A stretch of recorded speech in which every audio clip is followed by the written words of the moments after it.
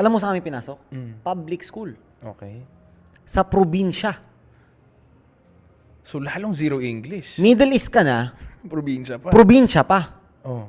Sino mag-aalaga sa inyo dun? Yung aunt ko, yung mga kapatid ng father ko. Non-Filipinos lang. Non-Filipinos. 0 to 10% English only. Ilan taon yung ate mo nito?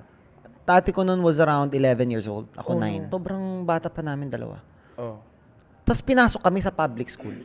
3 months pa lang, wala pa akong alam. Promise yung mga kaklase ko, yes at saka no lang. Yun lang ang pwede namin Usap. biruin mo yun. Paano Hindi ka yung teacher? makukulture. Yung teacher din, di alam gagawin. Oh!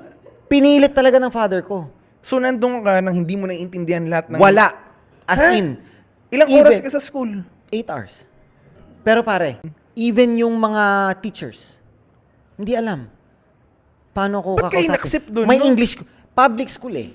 So, Di ka tanggap lang sila na tanggap. ako, may nationality pa rin ako ng Middle East. Kasi father ko, Middle East eh.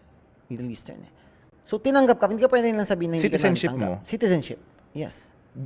Dual Dual citizenship. Okay. So ngayon, punta ko doon, first semester, second semester, pare, lahat ng test paper, English ang sinasagot ko. Bawal yun. Pinayagan nila ako. They made really good exception for me daw. Wait, English yung sagot mo? Buti English yung nakalagay sa test. Sa science. Math kasi, numbers lang eh. Ah. Math, science. Yung Arabic language, wala. Talagang inutuna lang. Para lang ipasa ako. Arabic language, hindi nga ako marunong basa eh. Hindi ako marunong magsulat eh. So, would you say na-accelerate nito yung... Oo. No? Pero iba yung nangyari sa akin nun.